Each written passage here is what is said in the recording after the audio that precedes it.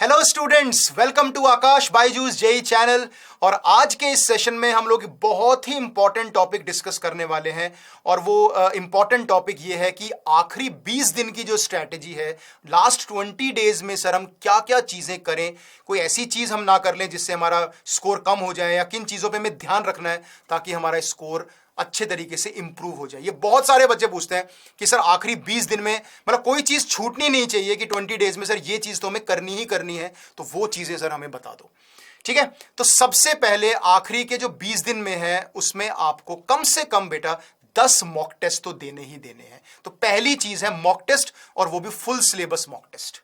तो अगर आप फुल सिलेबस मॉक टेस्ट देते हो तो उसका फायदा यह है, सबसे पहले फायदा यह होता है मॉक टेस्ट देने का कि आपकी स्ट्रैटेजी लॉक हो जाती है। जिस तरीके से आप जेईई मेन का पेपर करने वाले हो वो स्ट्रैटेजी पता चल जाती है कि अच्छा पहले मुझे केमिस्ट्री करनी है, फिर मैथ्स करनी है, फिर फिजिक्स करनी है, और उसमें इतना टाइम डिवोट करना है। और उस टाइम में भी मुझे कौन से क्वेश्चंस पहले करने हैं, इजी एंड शॉर्ट वाले फॉर्मूला बेस्ड पहले करने हैं, लेंदी वाले थोड़े बाद में करने हैं। इस तरीके से आपको पता चल जाता है कि मॉक टेस्ट देने से आप पेपर कैसा अटेम्प्ट करोगे, कितना स्कोर आपका आएगा।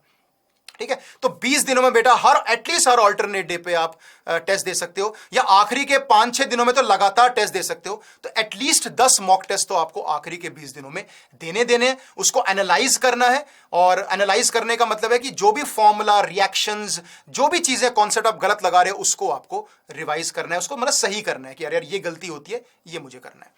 ठीक है, सेकेंडली मॉक टेस्ट से आपको यह भी पता चलता है कि आपकी स्पीड और एक्यूरेसी में क्या रिलेशन है। कि आप जल्दबाजी में गलतियां करते हो तो आपको अपनी स्पीड थोड़ी सी कम करनी है, सिर्फ एक्यूरेसी पे ध्यान देना है, ज्यादा क्वेश्चंस अटेम्प्ट करने का ट्राई नहीं करना है। ठीक है, जब भी आप मॉक टेस्ट देते हो तो उससे भी आपको एक एफिशिएंसी, आपकी एक्यूरेसी इंप्रूव होती है, और वहां जाके आप हड़बड़ाहट में गलतियां नहीं करते। आपको पता है कि आपका टारगेट बहुत ज्यादा नहीं है, छोटे छोटे टारगेट्स है कि पहले 5 सवाल करने हैं, फिर 10 करने हैं, फिर 12 करने हैं। इस तरीके से आपको लेके चलना है। तो मॉक टेस्ट से बहुत चीजें क्लियर होती है। तो बेटा ये प्लीज जरूर कर लेना। दूसरी चीज जो सबसे इंपॉर्टेंट चीज है वो है रिवीजन करना।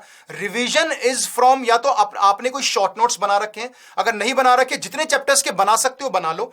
जो भी इंपॉर्टेंट चैप्टर जैसे मैथ्स में कैलकुलस है, वेक्टर 3D है, मैट्रिसेस है, जो भी फॉर्मूला बेस्ड है, कोऑर्डिनेट ज्योमेट्री है ना, ट्रिग्नोमेट्री है, तो जो भी फॉर्मुलेज आप लिख सकते हो आप उनको लिख लो। अगर लिखते आ रहे हो तो बहुत अच्छी बात है। उनको आप लास्ट के 20 दिनों के अंदर रिवाइज करना, स्पेशली आखिरी के 10 दिनों में उनको रेगुलरली रिवाइज करना। कुछ इंपॉर्टेंट रिजल्ट्स होते हैं, फॉर्मुले होते हैं, या कुछ अलग से सवाल आपने नोट कर रखे हैं जो यूट्यूब सेशन से देखे होंगे या फिर अपनी क्लास में देखे होंगे कि यार ये कुछ अलग क्वेश्चन से आ सकता है ना, तो इसको मैं देख लेती हूँ, या कॉन्सेप्ट देख लेती हूँ। बाइनोमियल में रिमाइंडर वाला कॉन्सेप्ट है, या कोफिशिएंट के फॉर्मुलेज हैं, है ना, सीरीज के कॉन्सेप्ट्स हैं। तो ऐसे हर एक चैप्टर में अगर आपने कुछ लिख रखा है तो प्लीज उनको रिवाइज करो। अगर नहीं लिख रखा है तो आप YouTube सेशंस के थ्रू या किसी बुक से या अपने नोट से रिवाइज कर सकते हो। But you have 20 days left, तो आप कुछ इंपॉर्टेंट चीजें बेटा लिख सकते हो जो आपको याद नहीं रहती या आपको याद करनी है ना। सारे जरूरत नहीं है लिखने की क्योंकि बहुत स्टैंडर्ड फॉर्मूले में याद रहते हैं। तो जो इंपॉर्टेंट रिजल्ट्स फॉर्मुलेज हैं प्लीज उनको जरूर आखिरी के 20 दिन में रिवाइज करना। इट इज वेरी क्रूशियल, क्योंकि रिजल्ट्स कई बार डायरेक्टली काम आते हैं, फिजिक्स में, केमिस्ट्री में, मैथ्स में, आपको वो जरूर काम आएंगे। तो मॉक टेस्ट देना, ठीक है, और रिवीजन करना, ये बहुत ही ज्यादा इंपॉर्टेंट है आखिरी के 20 दिनों में।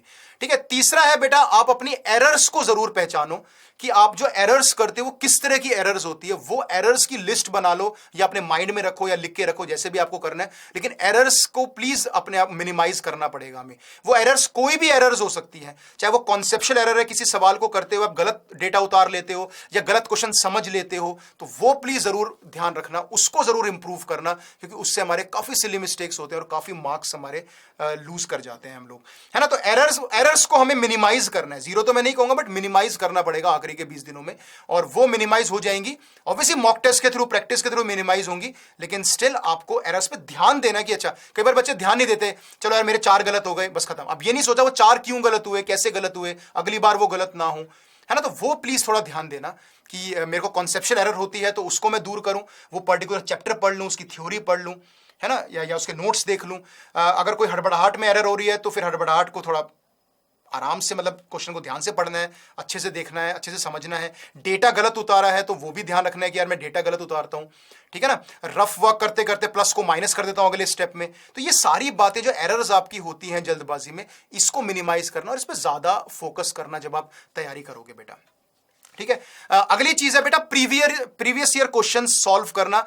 तो अगर आपने प्रीवियस ईयर क्वेश्चन सॉल्व कर लिए हैं तो आप और पीछे के प्रीवियस ईयर सॉल्व कर सकते हो, लेकिन अगर आपने नहीं किए हैं तो कम से कम आखिरी के 2 साल के क्वेश्चंस तो आप लगा लो बेटा, क्योंकि आखिरी के 2 साल का मतलब 2022 के और 2021 के क्वेश्चंस तो 100% आप सॉल्व कर लो अगर आपने अभी तक कम किया है।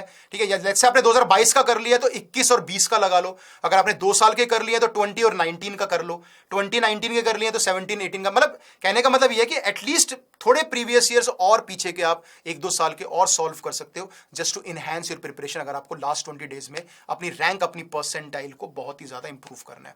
क्या नहीं करना है भी मैं बता देता हूं, क्योंकि आखिरी 20 डेज में आपको सिर्फ वही सब्जेक्ट नहीं पढ़ना जिसको जो आपका फेवरेट है या जो आपको स्ट्रांग लगता है। ऐसा नहीं कि वही पढ़ते रहना है, बाकी पे आपने ध्यान ही नहीं दिया, तो ये प्लीज मत करना, क्योंकि इससे गड़बड़ ये हो सकती है कि वो सब्जेक्ट आपका अगर टफ आ जाए तो आप बाकी में भी आपके मार्क्स नहीं आएंगे, तो फिर ओवरऑल स्कोर आपका कम हो जाएगा। तो इवनली आपको सब्जेक्ट्स को डिस्ट्रीब्यूट करके पढ़ना है। तो ये बहुत इंपॉर्टेंट पॉइंट है जहां पे आपको एक ही सब्जेक्ट पे ज्यादा ध्यान नहीं देना। ठीक है, और जो चैप्टर्स आपके स्कोरिंग चैप्टर्स हैं, आपके हाई वेटेज चैप्टर्स हैं, जिससे एक सवाल पक्का है, जैसे मैथ्स में रीजनिंग है या सेट रिलेशंस है, हाइट एंड डिस्टेंस है, स्टैटिस्टिक्स है, तो प्लीज इनके फॉर्मूले इन पे जरूर प्रैक्टिस करना, क्योंकि इनमें बहुत मिनिमम टाइम लगेगा प्रैक्टिस करने में। तो वो चैप्टर्स, केमिस्ट्री में polymers, biomolecules, chemistry in everyday life, physics में सेमीकंडक्टर्स, ऑप्टिक्स, तो ये वो टॉपिक्स हैं जिनको आप जल्दी जल्दी कर सकते हो। विद इन अ डे आप 1 चैप्टर 2 चैप्टर निपटा सकते हो, कुछ चंद घंटों में आप सॉल्व कर सकते हो। तो वो चैप्टर्स पे ज्यादा फोकस करना, क्योंकि ज्यादा सवाल आते हैं इसमें से, और एक सवाल तो आता ही आता है इन सारे चैप्टर्स से, तो वो आपके मार्क्स वहां लूज नहीं होंगे। बाकी जो हाई वेटेड चैप्टर्स हैं, लंबे चैप्टर्स हैं, उन पे तो आप फोकस कर ही रहे हो through mock test, through previous years. बस इन हाई स्कोरिंग चैप्टर्स को प्लीज मत छोड़ना, क्योंकि इनको छोड़ना एक बहुत बड़ी गलती हो जाएगी। और सबसे इंपॉर्टेंट बेटा, पैनिक करने की जरूरत नहीं है। अगर आपका सिलेबस कंप्लीट नहीं हुआ है तो बहुत ज्यादा पैनिक मत करो। जो भी आपने कंप्लीट किया है उसको अच्छे से सॉल्व करो, अच्छे से प्रीवियस ईयर लगाओ, मॉक टेस्ट, फुल सिलेबस के मॉक टेस्ट दो, और जहां जहां पे आपको लगता है कि यार जो चैप्टर्स मैंने नहीं पढ़े हैं मॉक टेस्ट में, उनको भी उसी मॉक टेस्ट के थ्रू रिवाइज करो। हाँ, उन्हीं मॉक टेस्ट के थ्रू रिवाइज करते रहो आप, है ना। कि आपने मान लो कोई चैप्टर पैराबोला नहीं पढ़ा और आपने पैराबोला कोई सवाल देख लिया, तो आप वो प्रॉपर्टी आपने पढ़ ली। तो ऐसे आप मॉक टेस्ट जब 10 मॉक टेस्ट कम से कम दोगे, तो आप उन जो आपने चैप्टर्स नहीं करे तो उन चैप्टर्स की भी प्रैक्टिस बहुत अच्छे से आपकी हो जाएगी, और उसमें से अगर सवाल आया तो आप फर्स्ट अटेम्प्ट में सॉल्व कर लोगे। ठीक है, तो प्लीज बच्चों अच्छे से तैयारी करना अपने मॉक टेस्ट। जैसे मैंने बोला, जो जो पॉइंट्स मैंने आपको बोले उन सभी पॉइंट्स पे अच्छे से वर्क करो, और 20 डेज में बिल्कुल पैनिक मत करो। आखिरी के 20 दिनों में आराम से, ठीक है, सारी चीजें आपको सॉल्व करनी है, सब चीजें देखनी है, अपना शेड्यूल बनाओ प्रॉपरली और उसके हिसाब से पढ़ो। एंड प्लीज जो मैंने पॉइंट्स बताए इनको सीरियसली फॉलो करोगे तो डेफिनेटली आप एक अच्छे स्कोर के टूवर्ड्स बढ़ सकते हो। जो हमारा जनरली 150 प्लस एक अच्छा स्कोर माना जाता है जेईई मेन में, 96-97%, वो आप अचीव कर पाओगे बेटा। Okay, so thank you so much and all the best for your JEE main बच्चे।